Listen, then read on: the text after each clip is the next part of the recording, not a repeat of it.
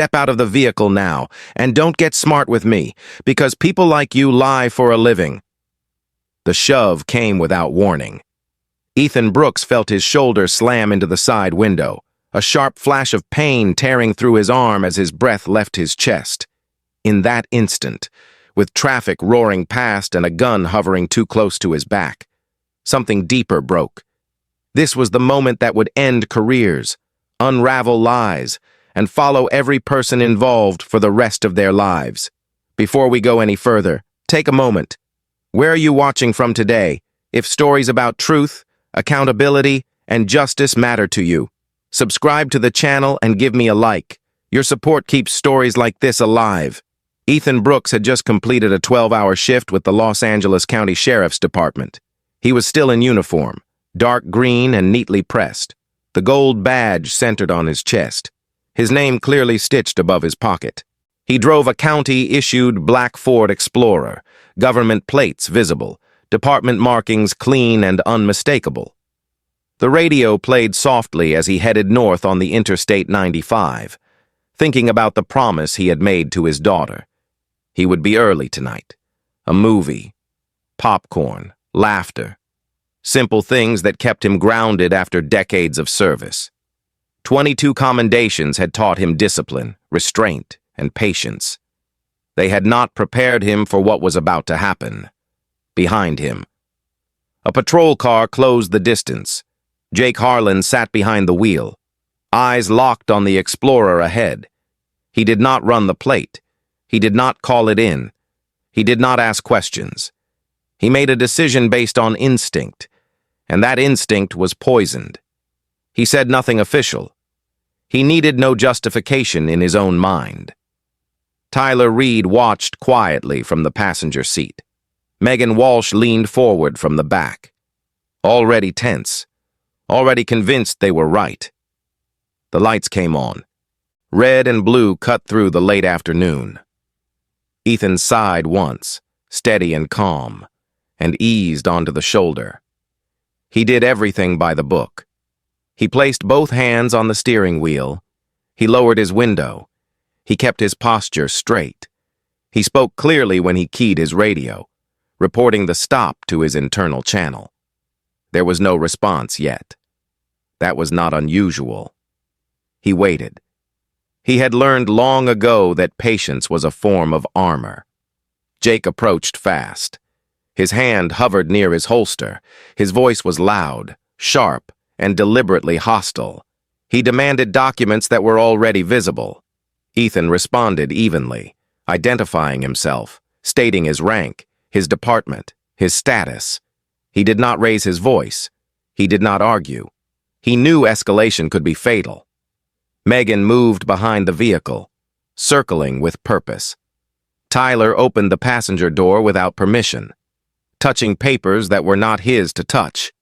The situation slipped from tense to dangerous in seconds. Jake told Ethan to step out. Ethan complied.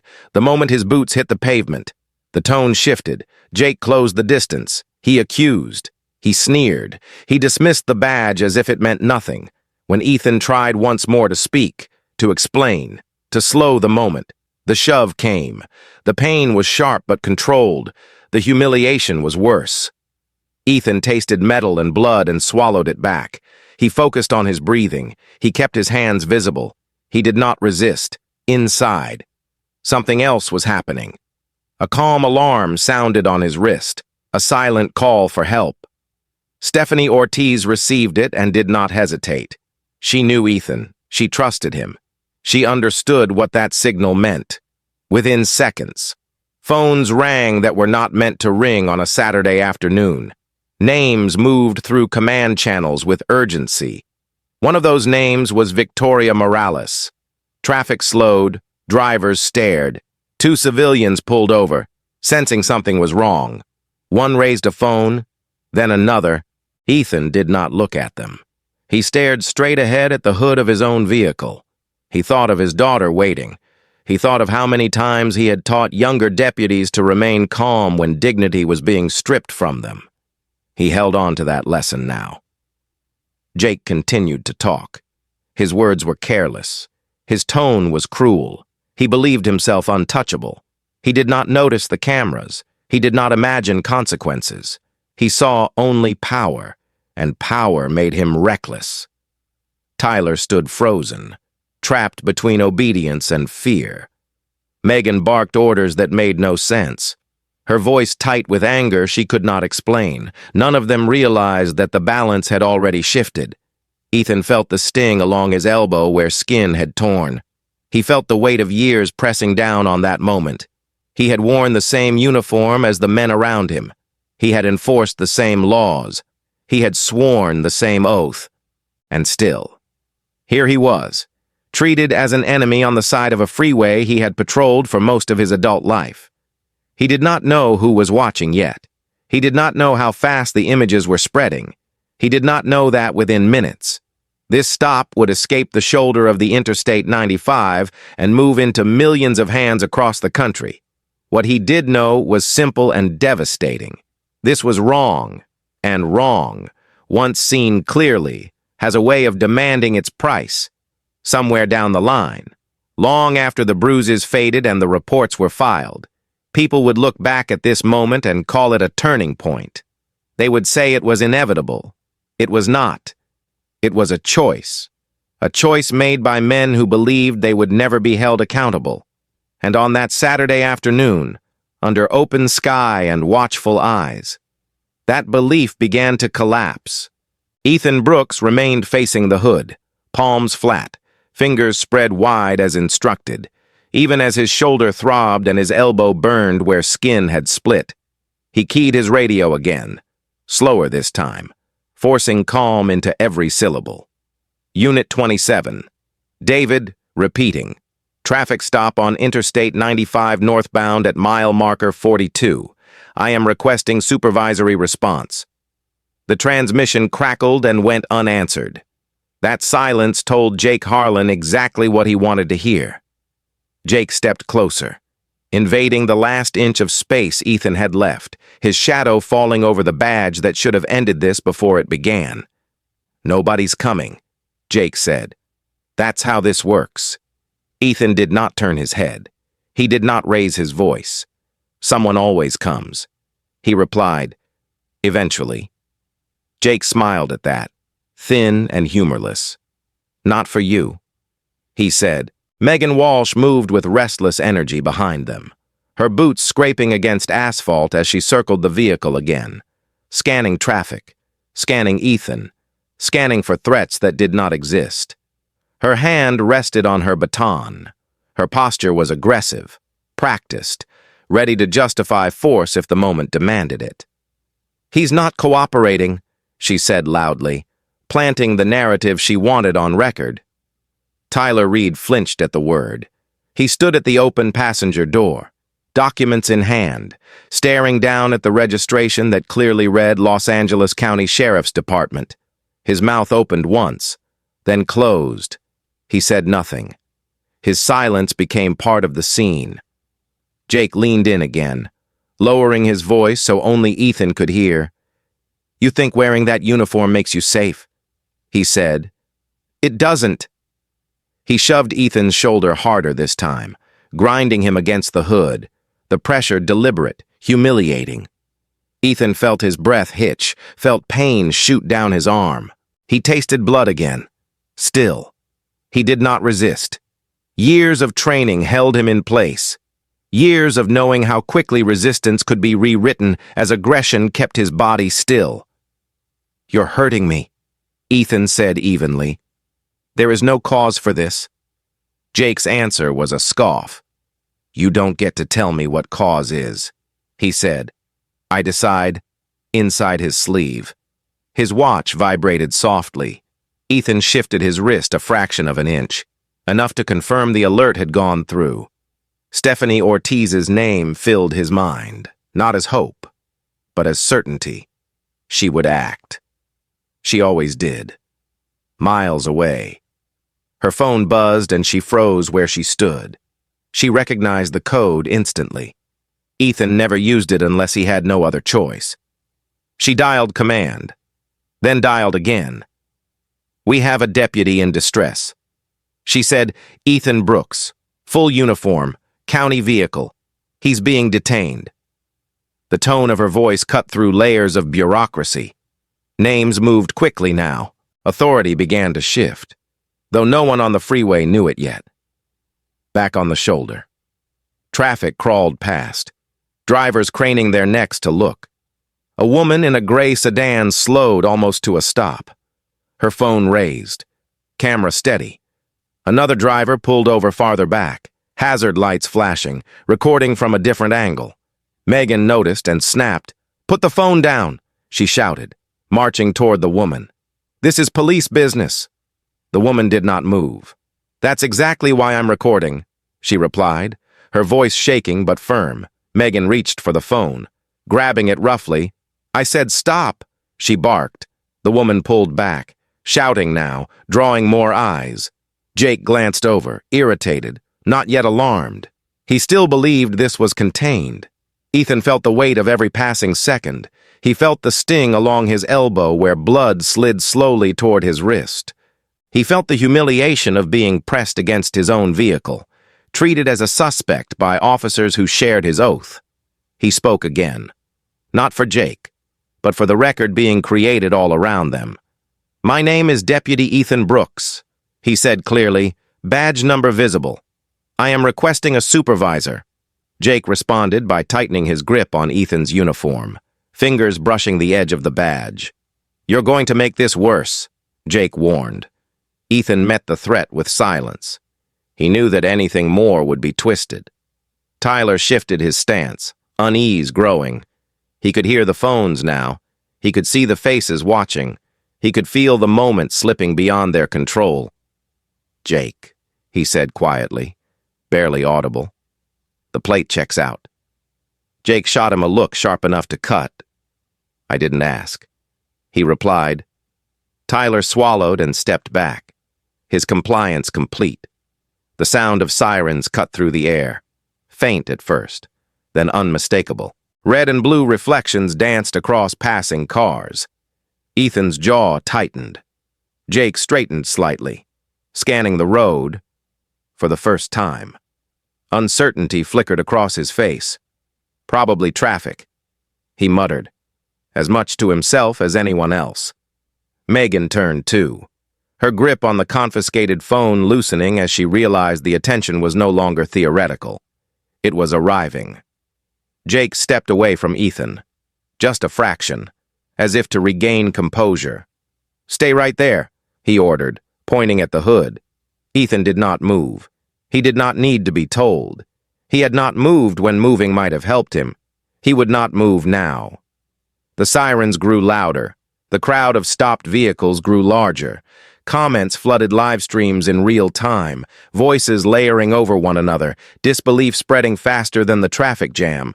Within command channels, decisions were being made with speed and precision.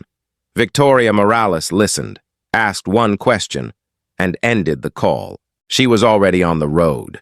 Internal Affairs was notified before anyone on the shoulder understood what that meant. Body camera footage was flagged automatically. Dash cameras synced, digital trails locked in place.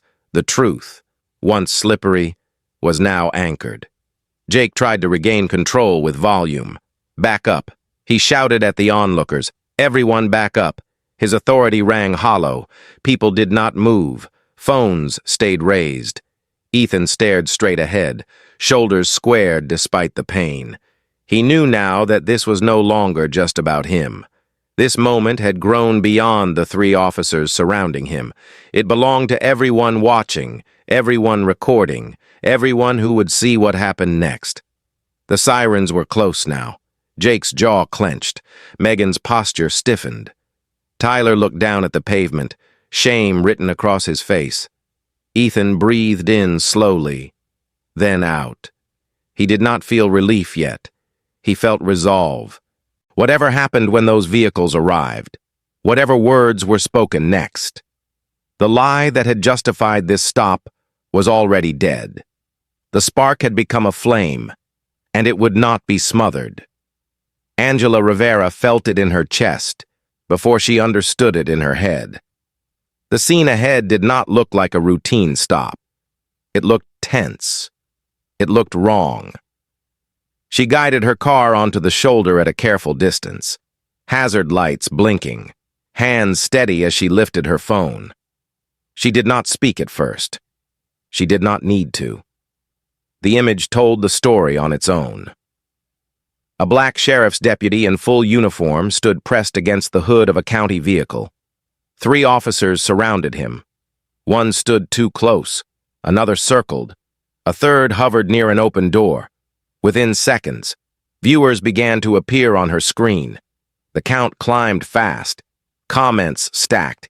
"He's in uniform. Why are they touching him? This makes no sense." Michael Harris saw the same thing and trusted his instincts. He pulled his truck in behind Angela, keeping space, angling his camera for a clear view. He hit record and then called emergency services. His voice was calm, measured, precise. He described what he saw without speculation. A uniformed deputy detained by officers, possible excessive force, location confirmed. He stayed on the line. He understood that accuracy mattered. His camera caught everything Angela's could not. 2 angles, 2 witnesses, no confusion. Jake Harland felt the air shift as the phones came out. Authority, when it is real, does not fear witnesses. Jake did. He raised his voice, sharper now, louder than necessary. "Clear the area." He shouted, "Keep moving." No one moved. The shoulder filled with stopped cars, windows lowered, faces watched, phones rose higher. Megan Walsh turned and locked onto Angela, her frustration spilling over. "Turn that off," she yelled. "This is police business." Angela did not step back. Her hands shook, but her voice held. "This is public," she said. "You are on camera." Megan lunged forward and grabbed the phone, jerking it sideways. The image wobbled but stayed live. Angela cried out, "Give it back!" Michael's camera captured the moment cleanly. The comment feed exploded. She took her phone. "That's illegal. Don't touch her." Ethan Brooks kept his eyes forward, jaw set, shoulders squared. He felt the warm line of blood trail down his elbow, soaking into the fabric of his sleeve. He ignored it. He knew the smallest reaction could be twisted into justification. He focused on his breathing, in through the nose, out through the mouth. When he spoke, it was clear and deliberate. "I am not resisting," he said. "I am requesting a supervisor." Jake laughed, but the sound was thinner now. "You're putting on a show," Jake replied. "You want attention?" Ethan said nothing. He did not need to. The attention had already arrived. Tyler Reed stood a few steps back, papers in his hand, eyes darting between the phones and the badge on Ethan's chest. He knew what those documents said. He knew the vehicle was county-issued. He knew this should have ended before it began. His mouth opened once. He considered speaking. Then he saw Jake's face and stayed silent. That silence weighed on him immediately. It would weigh on him for years. Megan turned back from Angela, phone still in her grip, anger hardening into something close to panic. "They're interfering," she said, loud enough for cameras to catch it. She was building a record, trying to control the story. Jake nodded, seizing on it. "You're obstructing," he shouted at the crowd. "Back up now." No one backed up. More drivers had stopped. Some stepped out cautiously, keeping distance, recording from behind doors and mirrors. The shoulder of the freeway no longer belonged to the officers. It belonged to the public. Across the city, the live stream leapt from screen to screen. A clip was cut and reposted, then another. Accounts with large followings shared it without comment. There was no need for commentary. The visual was enough. A uniformed deputy, hands on the hood, an officer's hand too close to his shoulder, a woman shouting for her phone. Comments flooded in faster than they could be read. "He's wearing the badge. Run the plate. This is profiling." The hashtag appeared organically, simple and unavoidable. Within minutes, it trended. The sound of sirens cut through the noise, faint at first, then unmistakable. Red and blue reflections rippled across passing cars, across the lenses of phones held steady by people who refused to look away. Jake scanned the road, irritation giving way to unease. He had expected compliance. He had expected silence. He had not expected witnesses. Megan's grip loosened. She glanced from one camera to another, realizing how many angles were capturing her face. Michael narrated quietly for those watching, careful not to speculate. Multiple units approaching. He said, "Response appears internal." His calm steadiness anchored the moment. Ethan felt a strange stillness settle over him. Pain remained. Humiliation remained. But fear had shifted. It no longer belonged only to him. He spoke again, not to argue, not to plead, but to mark the moment.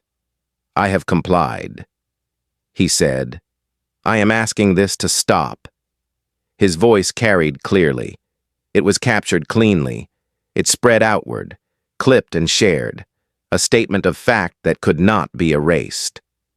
Megan turned back to Angela and thrust the phone into her hands, hard enough to jolt her. "Leave!" she snapped. Angela did not leave. She stepped back, raised the phone again, and kept recording. "You should be ashamed," she said, her voice shaking but strong. The comment feed surged. Applause emojis, words of disbelief, calls for accountability. Jake tried to step back into control, moving toward Ethan again. But the sirens were close now. Vehicles slowed to a standstill.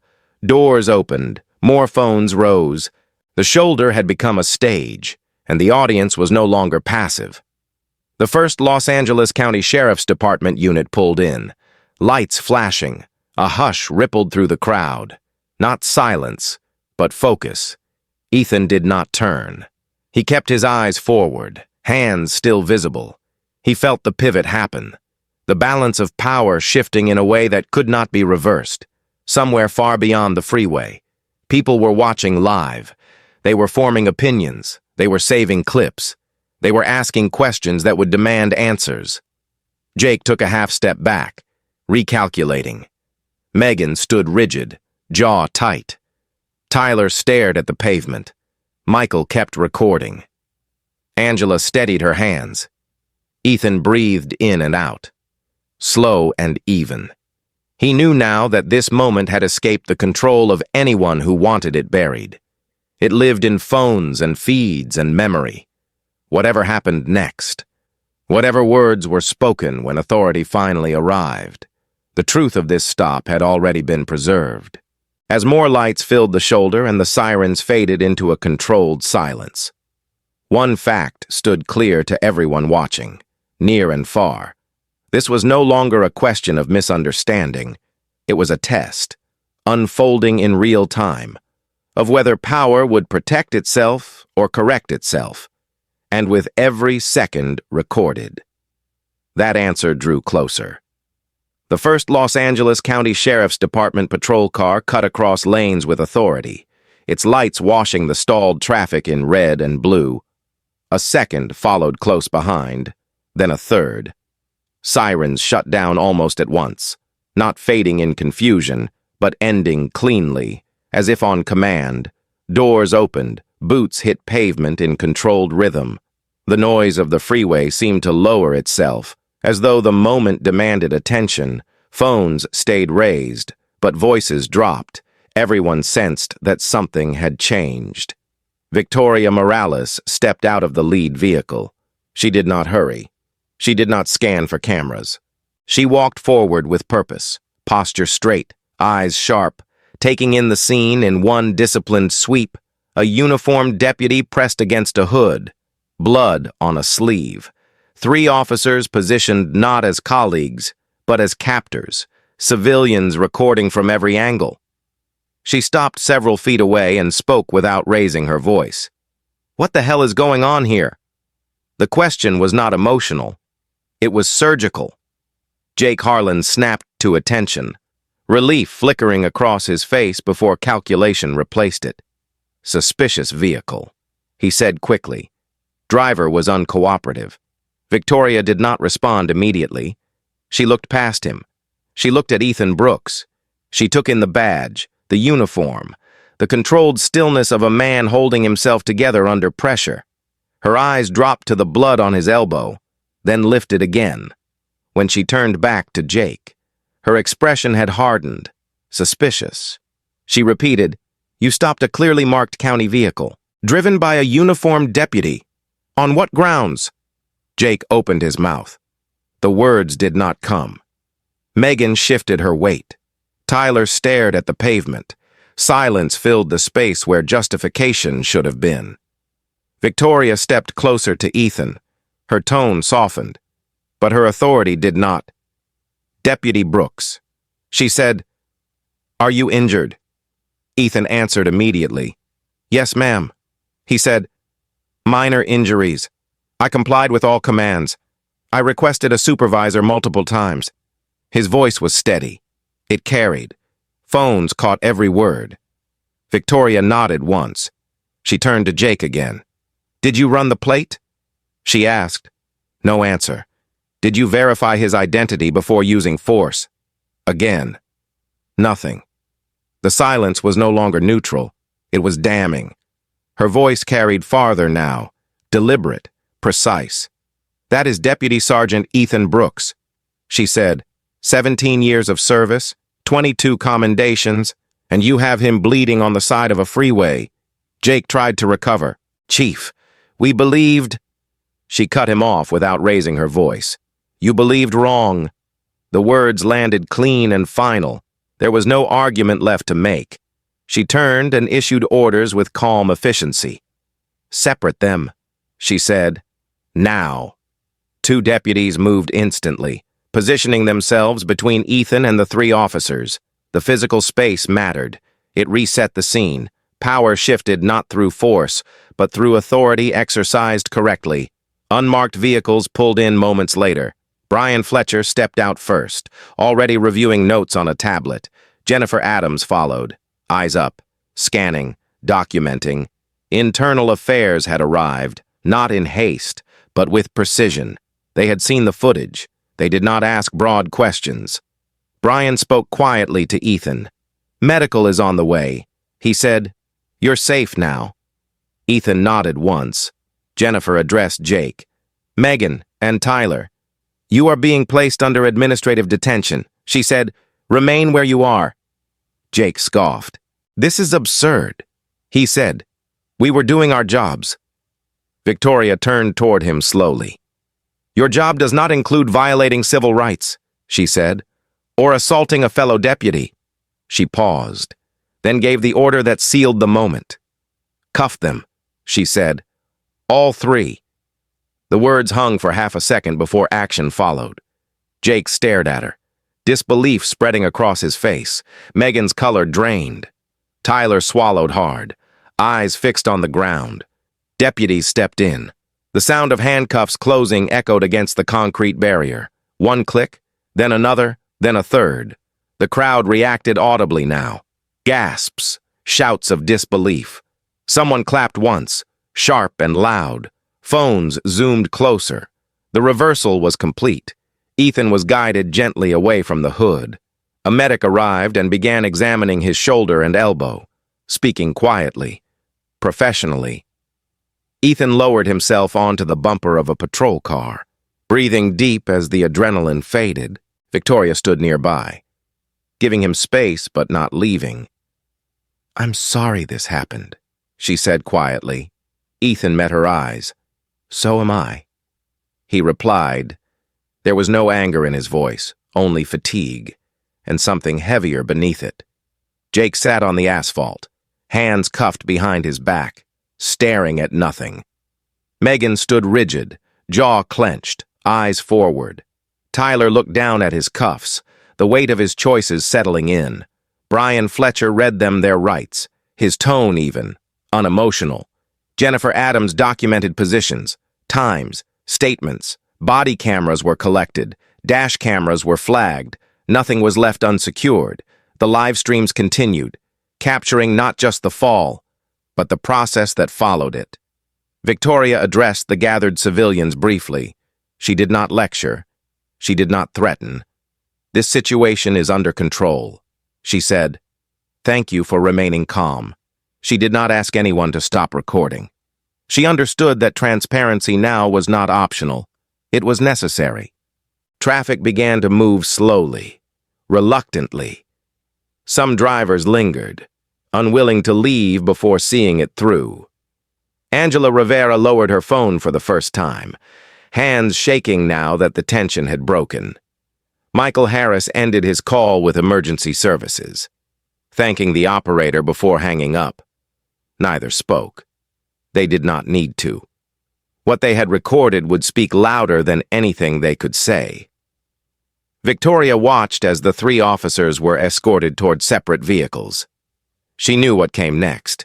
Interviews, reviews, charges, consequences that would follow them long after the cameras shut off. She also knew this moment would ripple far beyond the Interstate 95.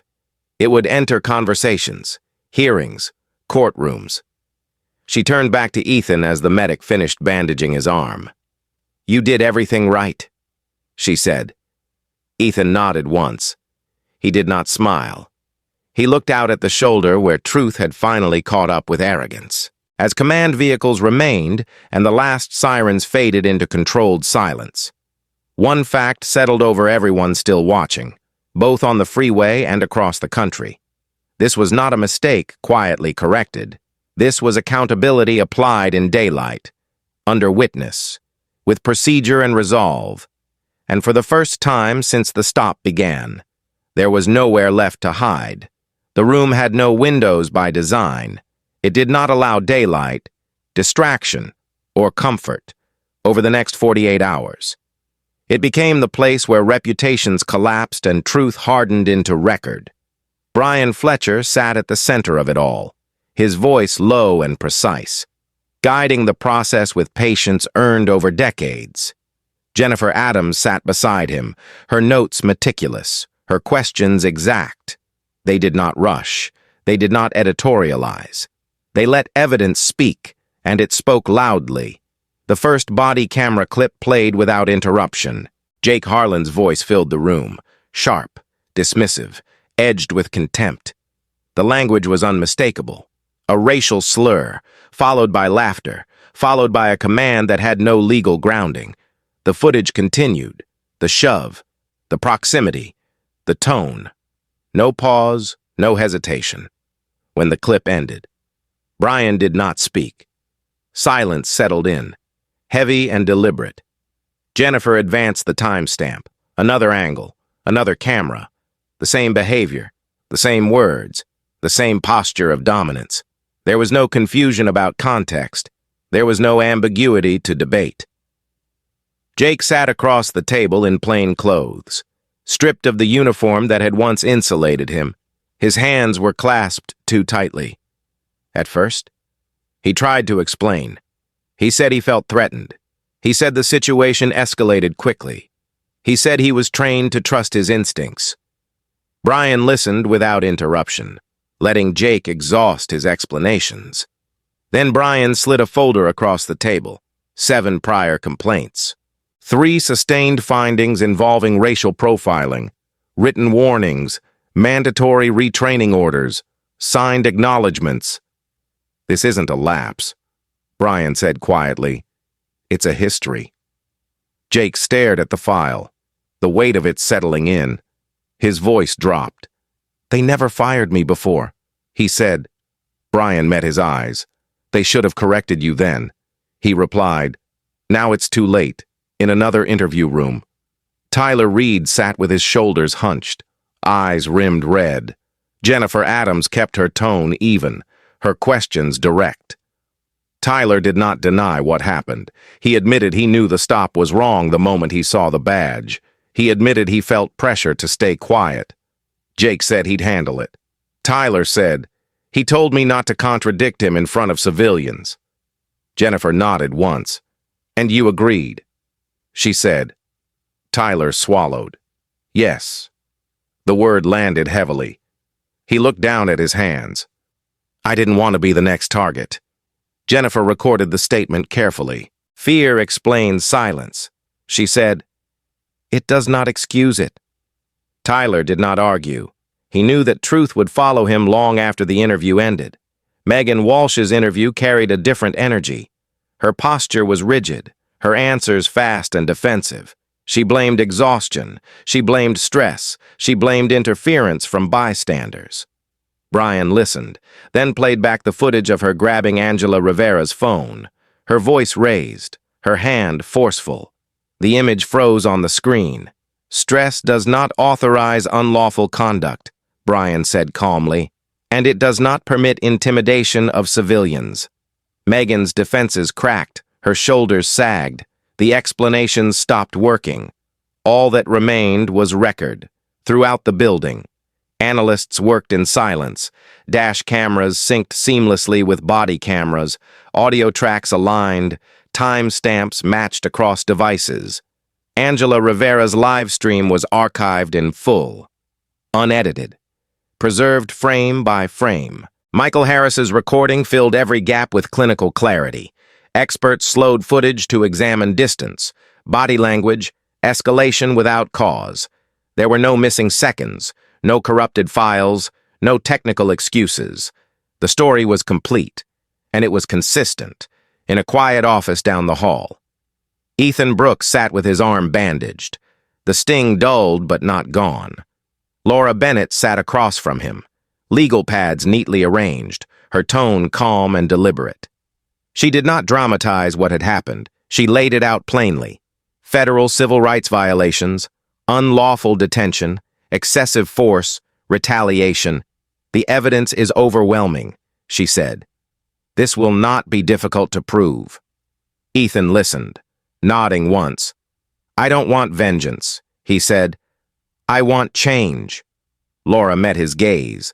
"Accountability is how systems change," she replied. She outlined damages carefully: physical injury, emotional harm, professional humiliation, long-term impact. "Conservatively," she said, $1.8 million. Ethan exhaled slowly. The number was large, but it was not the point. What mattered was what it represented. Sheriff David Mitchell reviewed the footage personally. He watched every angle without interruption, his expression tightening with each minute. When it ended, he sat back and folded his hands. "Prepare the termination packets," he said quietly. "All three." He authorized immediate cooperation with prosecutors and instructed communications to prepare a public statement. This would not be minimized. It would not be delayed. Silence would only deepen the damage. Jake Harland was informed first. Brian delivered the decision without emotion. Immediate termination, referral for criminal charges, pension review. Jake's shoulders collapsed inward. "You're destroying my life," he said hoarsely. Brian did not raise his voice. "Your choices did that," he replied. He stood and ended the interview. Tyler Reed received his outcome next. 9-month unpaid suspension, mandatory 500-hour anti-bias and ethics training, reassignment to desk duty pending further review. Tyler nodded, tears finally breaking free. He did not argue. He knew it could have been worse. He also knew he would never forget the cost of his silence.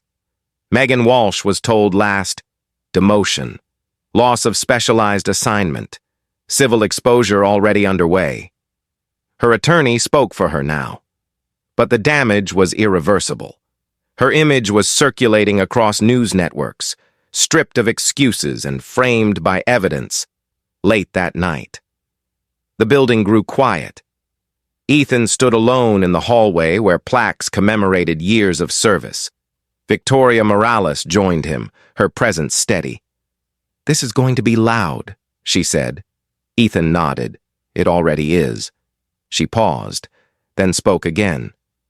"You didn't have to be perfect," she said. "You just had to be truthful." Ethan breathed in slowly. He thought of his daughter. He thought of the deputies he had trained. He thought of how close this moment had come to ending very differently, in that windowless room. Where excuses failed and records endured, one reality had settled beyond dispute. What happened on the Interstate 95 was no longer a matter of opinion. It was documented. It was undeniable. and it marked the beginning of consequences that could no longer be postponed. The consequences unfolded with a speed that surprised even seasoned observers, not because the system suddenly became compassionate, but because the evidence left no room for delay. By the start of the week, formal notices were delivered, stamped, logged, and irreversible. Jake Harland's termination was executed without ceremony. His badge was collected, his weapon was inventoried and sealed, his access credentials were revoked before noon. The termination letter cited violations line by line, each supported by time-stamped footage, sworn statements, and a documented history that could no longer be minimized. Within hours, prosecutors filed charges. 2 counts of assault on a peace officer. 1 count of civil rights violation under federal statute. The language was precise, stripped of emotion, and devastating in its clarity. Jake read the documents in silence, seated across from counsel who spoke carefully about process and possible outcomes. Probation was discussed. Incarceration was not ruled out. The most crushing blow came quietly, almost as an afterthought. His pension was frozen pending review. The benefit he had assumed untouchable was suddenly uncertain. The system he had trusted to protect him now moved with the same indifference he had once shown others. There was no speech, no apology, only procedure. Tyler Reed's outcome arrived next, delivered in a smaller room with fewer witnesses. 9 months unpaid suspension, mandatory completion of 500 hours of anti-bias, ethics, and intervention training, immediate reassignment to administrative desk duty, no patrol authority, no supervisory pathway for the foreseeable future. The report acknowledged his cooperation and his eventual admission. It also documented his failure to act when action was required. Tyler signed the acknowledgement with shaking hands. He did not protest. He understood that the record would follow him for the rest of his career, a permanent reminder that silence carried its own cost. Megan Walsh received her notice later that day. The timing was deliberate. Demotion to basic patrol officer, removal from specialized units, loss of rank-based privileges. The civil case against her moved quickly, driven by footage that required no interpretation. The moment she seized Angela Rivera's phone played repeatedly in filings and hearings. Stripped of context, frozen in fact, the settlement amount was severe, $650,000 in personal liability. Her insurance declined full coverage within weeks. She filed for personal bankruptcy. Statements from her attorney spoke of pressure and exhaustion, but the public response was unmoved. The images had already decided the matter. Sheriff David Mitchell addressed the public from the department's main briefing room 2 days later. He stood alone at the podium, command staff seated behind him, the department seal centered and unavoidable. He did not deflect responsibility. He did not hedge his language. What occurred on the Interstate 95 was unacceptable. He said, it violated the law, department policy, and the trust of the community. He apologized directly to Ethan Brooks by name. He then announced a comprehensive $50 million reform initiative. The details were specific. Independent oversight with subpoena authority, mandatory early intervention systems for repeat complaints, expanded body camera audits reviewed by external panels, clear duty to intervene requirements, enforceable with discipline. The reforms were not framed as goodwill. They were framed as correction. Public reaction was immediate and sustained. Peaceful protests formed outside county buildings and courthouses. Signs were held high.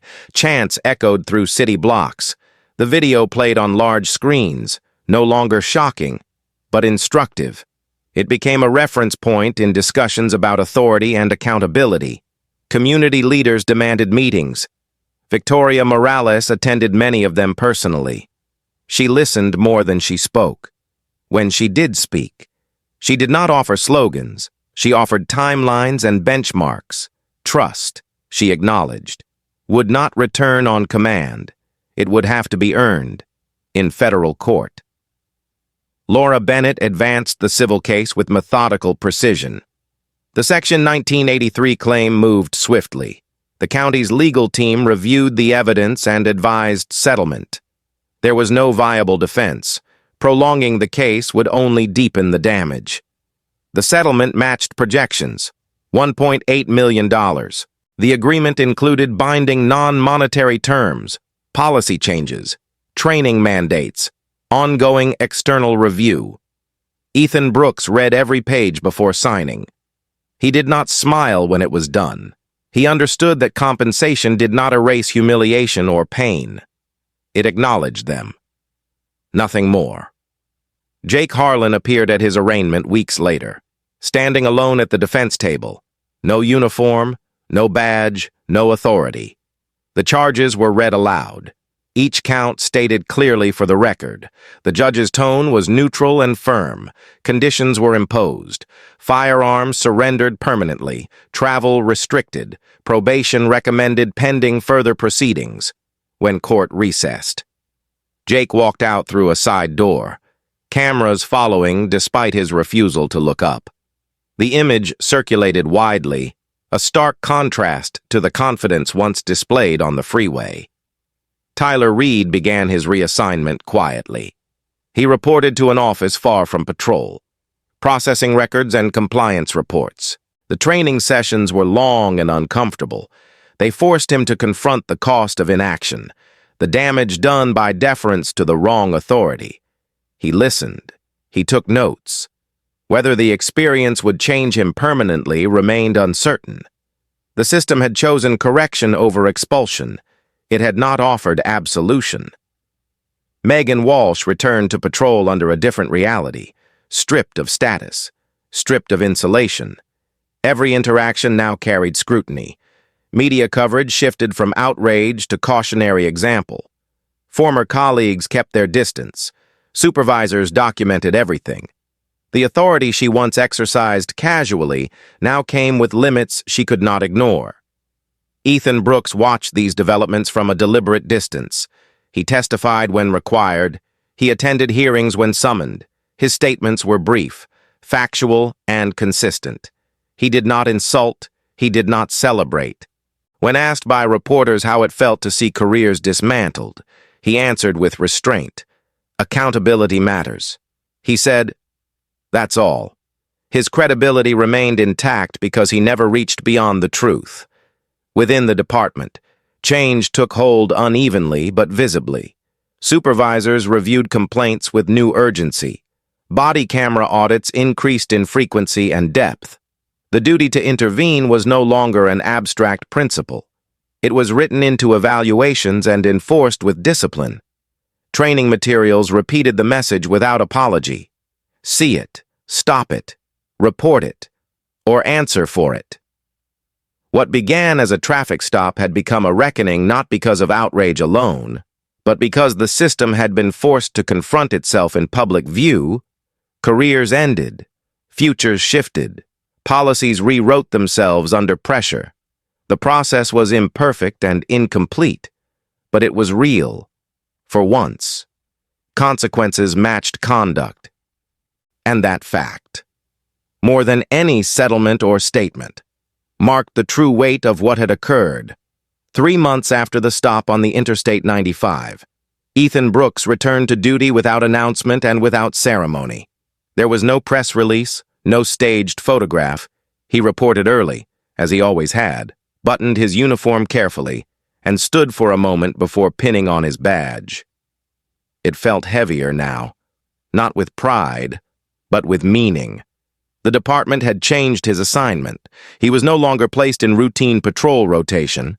Instead, his days were spent in training rooms, briefing halls, and classrooms that had once treated ethics as a checkbox rather than a standard. He had been appointed lead instructor for the department's newly mandated ethical policing and de-escalation program. He did not ask for the role. He accepted it because it mattered. Ethan did not teach from slides alone. He taught from experience. He spoke in short sentences, clear sentences. He told recruits that authority was not proven by force, but by restraint. He told veterans that silence was not neutrality. It was participation. When he played footage, He did not narrate it. He paused it. He asked one question and waited. What should have happened here? The room often stayed quiet longer than was comfortable. He allowed that discomfort. He knew growth lived there, when answers came. He corrected without humiliation and without apology. Respect was not optional. Intervention was not negotiable. The tone was firm, not emotional. That was what made it effective. Attendance was mandatory at first. Engagement followed later. Deputies who had dismissed reform language in the past now leaned forward. Some asked questions after class, quietly, without cameras. Ethan answered all of them the same way, honestly. He did not present himself as a hero. He presented himself as a warning and a reminder. The lesson was simple. The badge does not protect you from consequences. It magnifies them. Beyond the department.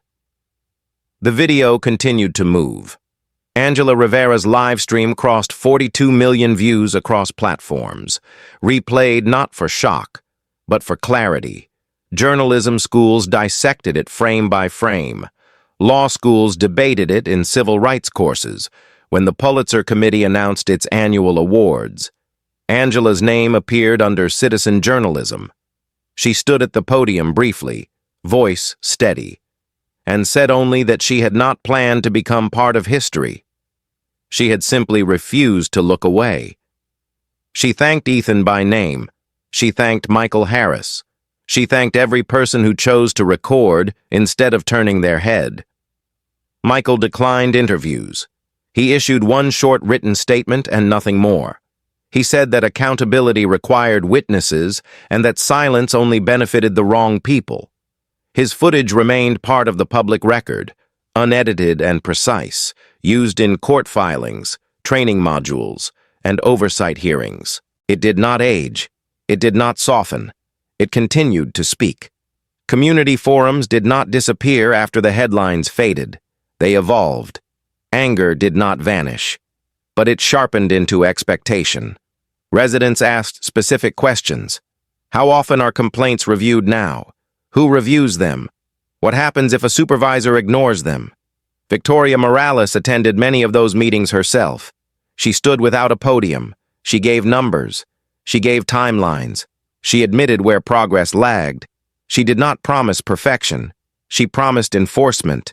Trust did not return overnight, but it began to move, slowly, because consistency replaced denial. One late afternoon, traffic slowed again on the Interstate 95, this time for a disabled vehicle on the shoulder. Ethan spotted it during routine monitoring and pulled over without hesitation. The driver was a black man in his 30s, phone pressed to his ear, shoulders tight with frustration. When Ethan approached, he did so deliberately, hands visible, posture open. "Good afternoon," he said calmly. "I'm Deputy Brooks. How can I help you today?" The man hesitated, eyes scanning Ethan's uniform, his face, the badge. Then he exhaled. "Car just quit," he said. Didn't know who to call. Ethan helped push the vehicle to safety. He waited until assistance arrived. He made sure the man was okay before leaving, when they shook hands. The grip lingered a moment longer than necessary. It was a small exchange. It carried weight. At home. Ethan noticed the changes in himself before anyone commented on them. He slept lighter. He listened more carefully. He answered his daughter's questions with honesty measured for her age. When she asked why people sometimes recognized him, he chose his words carefully, because doing the right thing matters. He said. She nodded and returned to her homework. To her. The answer was enough. The case became a reference point in policy circles. Other departments requested copies of the training curriculum. State legislators cited the reforms during hearings. Oversight committees referenced the incident as an example of accountability achieved through evidence rather than rhetoric. Internal memos began using a phrase that Ethan never used himself, the Brooks model.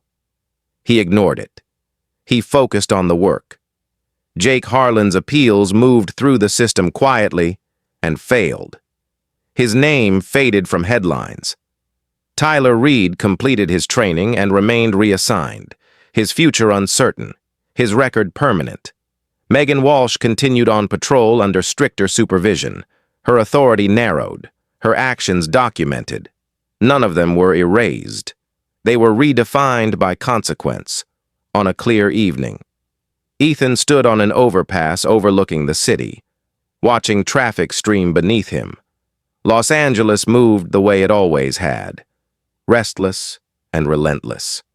He touched the badge on his chest once, not out of pride, but out of resolve.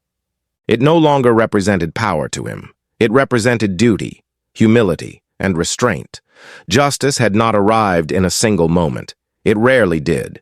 It arrived in records preserved, in cameras turned on, in supervisors who chose action over comfort, in civilians who refused to look away.